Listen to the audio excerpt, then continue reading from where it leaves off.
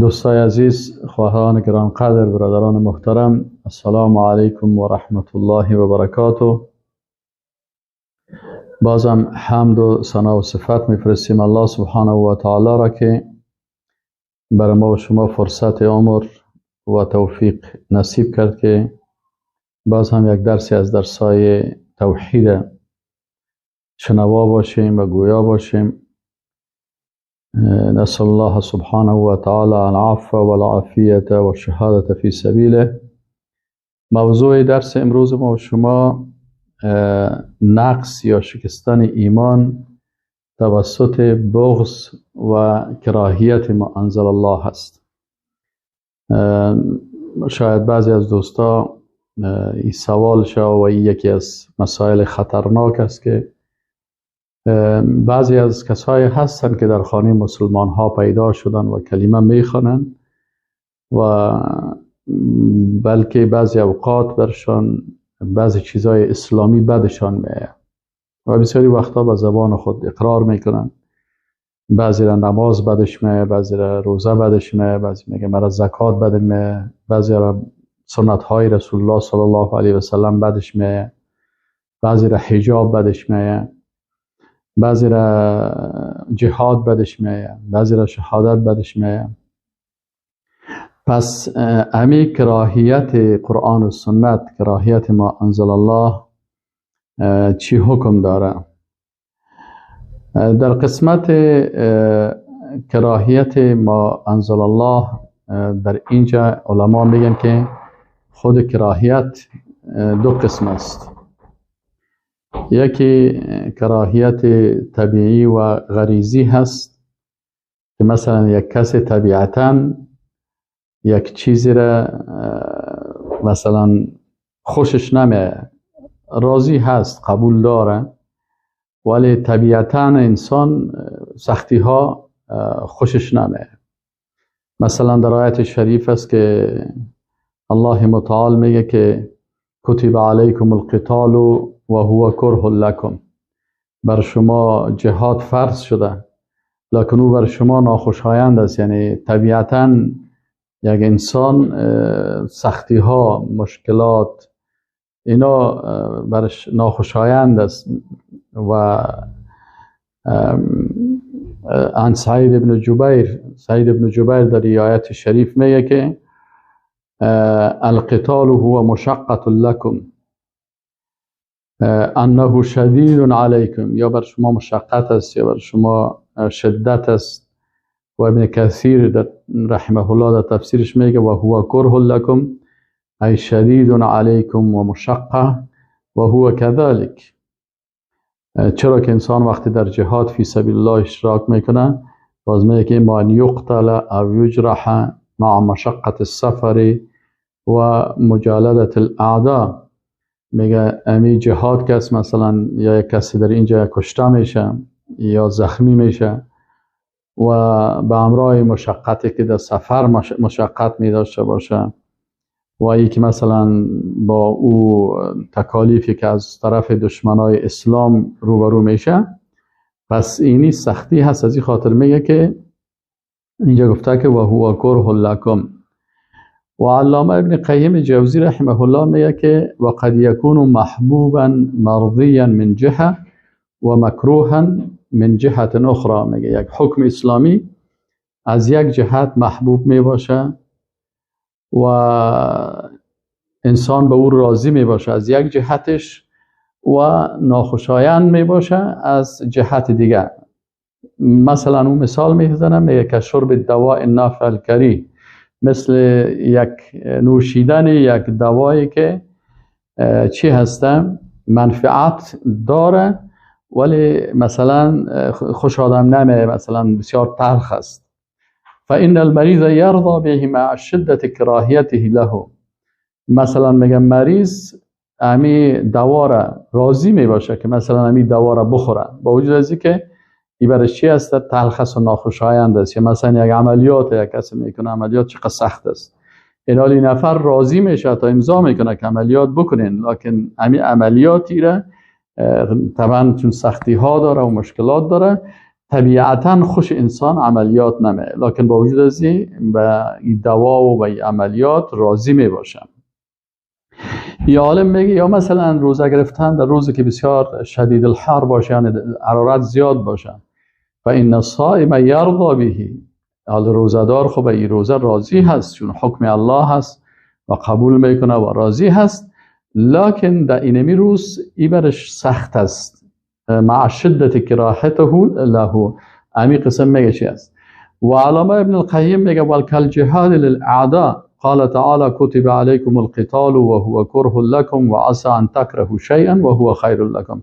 الله متعال میگه که جهاد بالای شما فرض شده و او بر شما ناخوشایند هست و شاید یک چیزی که مثلا بر شما طبیعتا خوشتان نبه او برتان بخیرتان باشه.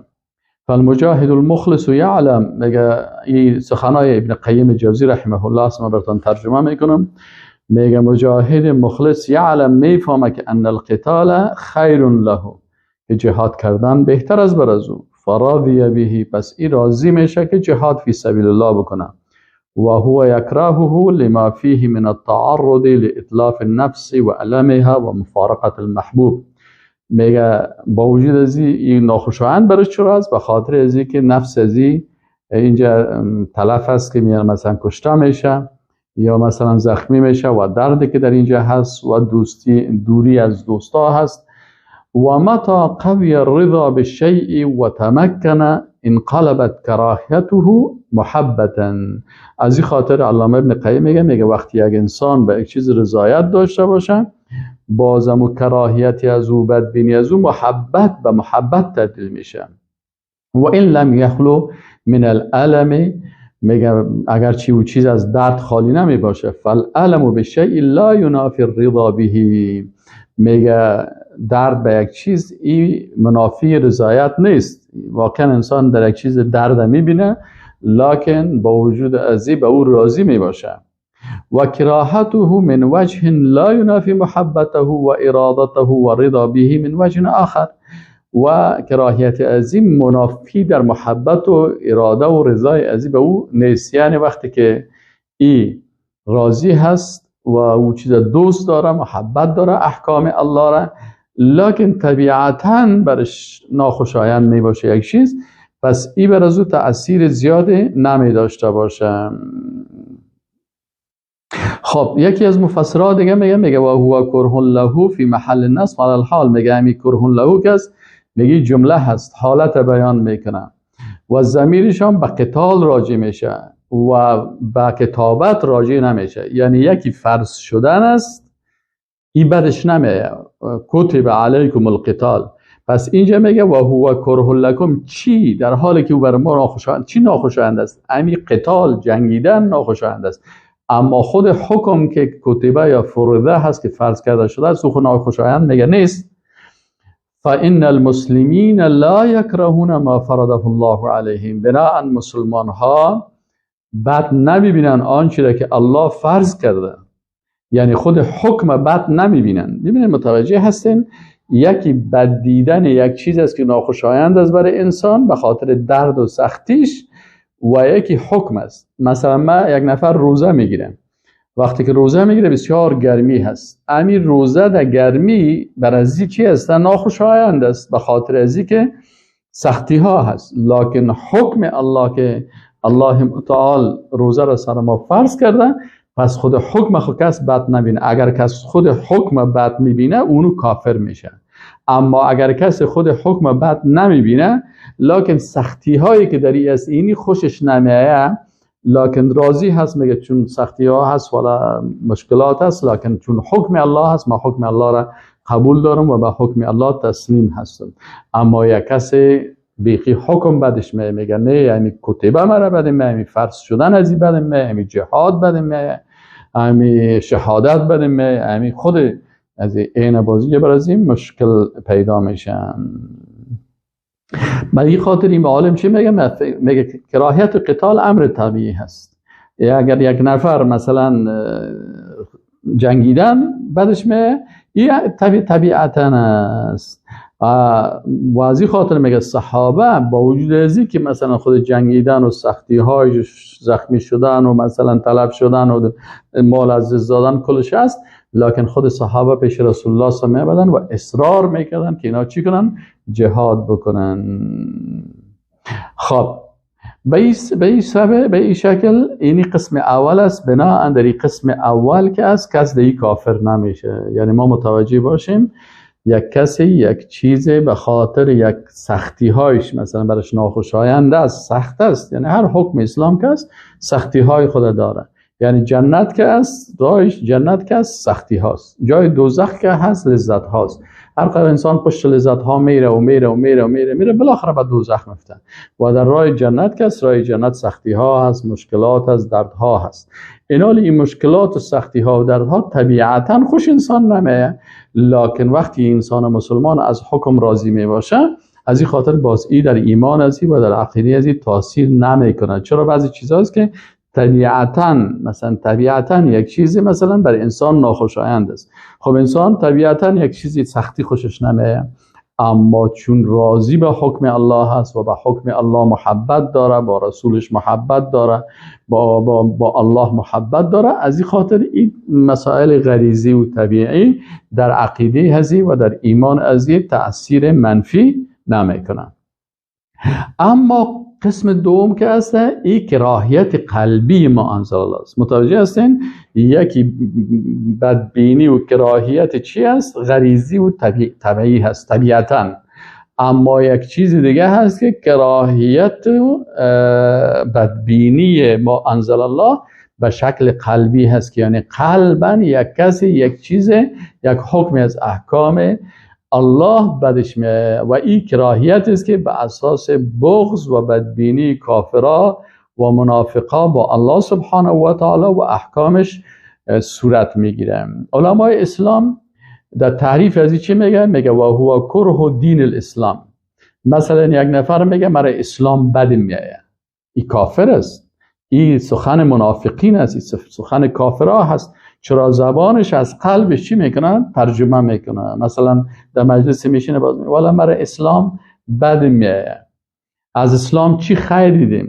حتی ما یک روز دیدم یک خبرنگار است، خود خبرنگار یک کسی میایه برش نمی امریکاست، در کجا هست، مصاحبه میکرد. یک کسی آمد برش گفت که من نمیفهم از کدام مملکت بود، گفت که من مسلمان میشم. ایدم مایک پیش از فکرش نیست که مثلا مایک هست، باز میخوای خیلی باش مکد تو مصاحبه بکنم پیش بیم، خدا میرا همت پیش خود پت زمزم کده میره که ما چی خیر دیدیم از مسلمانی و اسلام که حالا تو مسلمان میشی.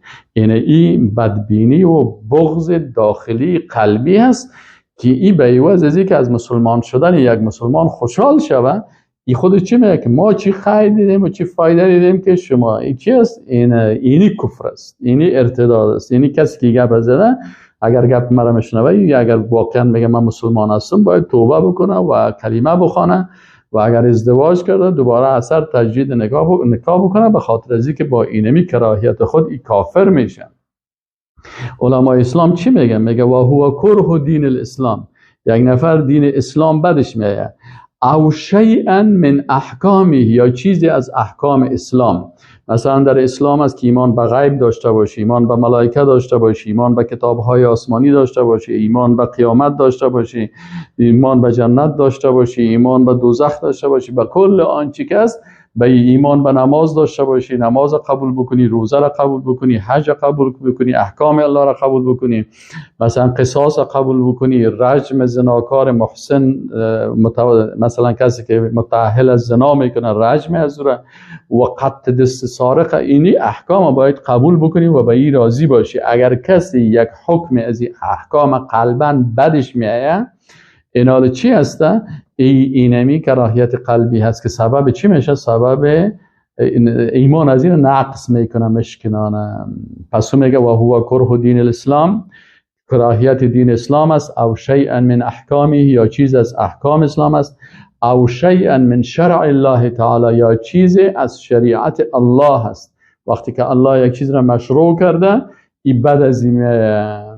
او مما انزل، یا کراهیت بدبینی چیزی که الله نازل کرده. اینال چیزی که الله نازل کرده الله سبحانه و تعالی احکام با قرآن نازل کرده، وحی جلی هست و وحی خفی احادیث رسول الله صلی الله علیه و سلم و افعال رسول الله صلی الله علیه و سلم و تقریرهای رسول الله صلی الله علیه و سلم، این کلش از مما انزل الله هست. چرا که الله سبحانه و تعالی میگه و ما ینطق عن الهوى ان هو الا وحی یوحی، یعنی رسول الله صلی الله علیه و سلم نطق نمیکنه از خواسته های خود، بلکه بالایش وحی میشه. وقتی رسول الله صلی الله علیه و سلم میگه این حکم بکنین، این حکمت بکنین، این حکم بکنین، پس اینا چی شد؟ اینا اگر کسی این بدش میایه، یعنی قرآن بدش میایه، سنت های رسول الله صلی الله علیه و بدش میایه، یا کدام سنت از سنت ها بدش میایه، خب یکی است که یک نفر انجام نمیده، اما یک سنتی هست که ثابت است، اجماع علمای اسلام است که بله اینی سنت، اینی کار رسول الله صلی الله علیه و سلم کرده و این میگه مرا بد میایه و در مقابل از یک نوع کراهیت نشان میده، از چیریش معلوم میشه، از قواریش معلوم میشه، از گپ زدنش معلوم میشه و از موقف گرفتنش معلوم میشه. این حال اینی بسیار خطرناک از دوستای عزیز که یعنی به هزار نفر ببینید که به خاطر کراهیت ما انزل الله کافر میشه و خودش باز ادعای بسیار ایمانی را میکنه و اسلام هم میکنه. یعنی انسان مسلمان هوشیار فهمیده اونمو انسانی است که خود نجات بده از اون چیزی که مثلا در روز قیامت گفته میشه وامتاز الیوم ایها المجرمون، بیرون شوین امروز شما ای مجرما. یک تعداد هستن که آمدن در زیر بیرق رسول الله صلی الله علیه و سلم استاده هستن. برای چی میخواین؟ میگه والا ما خدای زیر بیرق رسول الله صلی الله علیه و سلم استاده هستیم، ما خود مسلمان هستیم، کلمه میخوانیم، حکم الله میشه که بکشین اینا رو، و ملائکه دست گرفته، چون هر کسی دفتر اعمالش معلوم دار است، اونجا پیشش است، از دستش میگیره که این فلان نفر ای از ایمانش نقص شدن. چی کردیم؟ من نماز میخوانم، من روزه میگرفتم، اینی حکم الله بدت میامد. و چه قسم بدت میامد؟ به حساب قلبی بدت میامد که خودت مثلا میخیسی، بسیاری کسا باز اما قلب خود آشکار میکنه و در زبان خود میشینه و میگه. بعضی کسا رو ببینی که در پالیش مثلا یک نفر نماز میخونه، وقتی که دید مثلا یک سنتی از سنت های رسول الله صلی الله علیه و سلم یا یک حکمی از احکام الله را تطبیق میکنه، به طرف از اون نمازخوان بسیار رحمتی یک قسم بد سهل میکنه. یا کسی را دید که مثلا ریش گذاشته هست یا لنگی به سرش است یا لباس است، حالا اینا مربوط دین اسلام میشه، ما نباید ایره نسبت بدیم والا فلانی فرقه و فلانی گروه و فلانی حزب و فلانی سازمان و فلانی تنظیم مرا بد میه.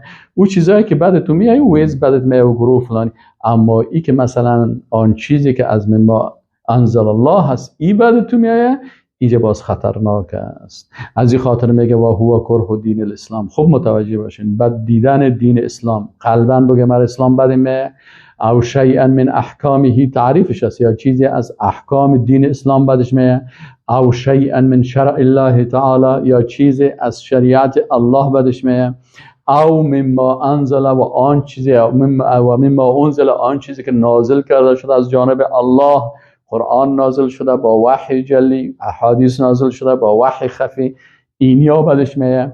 او کره نبی الاسلام صلی الله علیه و سلم، یا میگه که مرا رسول الله صلی الله علیه و سلم العیاذ بالله میگه ای پیغمبر مرا بد میایه. او ما جاء به من الشرع، یا میگه آن چیزی که پیغمبر از شریعت آورده، این چیزی که پیغمبر آورده بد میایه. او شیء من ذلک، یا چیزی از آن، یعنی کلش نه، مثلا بعضی چیزایی که میگه پیغمبر آورده این مرا بد میایه. و تمنا انه لم یکن، باز تمنا میکنه که کاش که چیزا نمی بود، میگه کاش که در اسلام جهاد نمی بود، کاش که در اسلام شهادت نمی بود، کاش که در اسلام نماز نمی بود، کاش که در اسلام حجاب نمی بود. این سبحان الله، ای تو حکم الله بدت میایه و میگه که نمی بود، تمنا میکنی. او کره شیئا مما اجمع اهل العلم علیه انه من الدین، یا قرآن و سنت خو کافر میشه انسان، یا چیزی را بعد میبینه که اهل علم اجماع کردن که ای از دین است، یعنی اهل علم گفتن که بله اینی چیز در اسلام هست و ای باز همون چیزی که علما اجماع کردن که بله ای در اسلام هست بازی میخیده میگه این مرا بعد من. پس این انسان از دایره دین میبره. چرا این انسان از دایره دین میبره؟ میگه لأن من تعظیم هذا الدین الدین العظیم محبت خواب، ولأن من تعظیم هذا الدین، میگه به خاطر که از تعظیم از دین عظیم، چی هست دین بزرگ، تعظیمش چه قسم میشه؟ میگه محبته و محبت الله تعالی و رسوله الامین. پس میگه وقتی که تو دین عظمت میتی و میگه که دین با عظمت است، باید این دین دوست داشته باشی. محبت یعنی کسی برای دین عظمت و بزرگی قائل است که او دین محبت داره به امرش. وقتی که یک چیز بدت آمد، خب حضور تو عظمت نداری. و محبت الله، محبت الله سبحانه و تعالی و رسوله و محبت رسولش صلی الله علیه و سلم و ما انزل الله من الشر و محبت آن چیزی که الله از شریعت نازل کرده، من اوامره و نواهیه، از آن چی که اوامر و نواهی الله هست او را بگویی که من به حکم احکام الله را دوست دارم، چیزی که الله میگه من از او سرپیچی نمی کنم. و محبت اولیائه، همین قسم وقتی که تو الله را دوست داشتی و رسولش را دوست داشتی و احکام الله را دوست داشتی و شریعت الله را دوست داشتی، اولیاء و دوستان الله را هم باید دوست داشته باشی. اولیاء الله کی هستن؟ نبیین، صدیقین، شهدا، صالحین، اینا کلشان از اولیاء الله هستن. الذين آمنوا و كانوا يتقون. پس دوستای الله کسایی هستن که اونا دوست الا ان اولیاء الله لا خوف علیهم ولا هم یحزنون. الله متعال میگه آگاه باشین که دوستای الله نه خوف برشان است و نمیترسن. الله متعال معرفی میکنه که اولیاء الله کی هستن؟ الذين آمنوا و كانوا يتقون، کسایی که ایمان دارن و تقوا میکنن. پس هر انسان با ایمان موحد که عقیده توحید درست داره و تقوا میکنه باید رو تو دوست داشته باشی. شاید مثلا مزاجت با مزاجش یک قسم نباشه، لکن چون او دوست الله هست، دوست الله را باید به خاطر چی دوست داشته باشی؟ به خاطر الله دوست داشته باشی. بسیاری کسا هست که مثلا طبیعتا انسان مثلا در طبیعتش تو قواریش خوشش نمیه، لکن او را ما به خاطر چی دوست داریم؟ به خاطر عزیز دوست داریم که او دوست الله است، موحد است، مؤمن است، مجاهد است، فی سبیل الله مهاجر است، به خاطر دین الله و به خاطر شریعت الله کار میکنه. وقتی که این صادق است و میفهمیم که مسلمان واقعی است، باید به همراه از چی داشته باشیم؟ محبت داشته باشیم به تمام اولیاء و دوستان الله. این دوست الله کی هست؟ متقی کی است؟ او انسان است که خود از اینمی نواقض ایمان وقایه میکنه. پس مثلا انسان مسلمان بسیاری از احکام است که باید ایره چی داشته باشی؟ به امراض دوست داشته باشی. و محبت شرطی از شروط لا اله الا الله هست. وقتی که ما میگیم که شرط لا اله الا الله محبت است، پس به می حساب است که این کراهیت که است ایواز با کلمه لا اله الا الله با شرط چی میشه؟ وقتی که یک شرط موجود نبود باز اون چیز هم از بین میره. پس وقتی که انسان کلمه لا اله الا الله میخوانه، شرط است که باید اون محبت داشته باشه. در صورتی که این کراهیت و بدبینی می داشته باشه، به این معنا هست که این شرط از شرایط ایمان در وجود ازی نیست.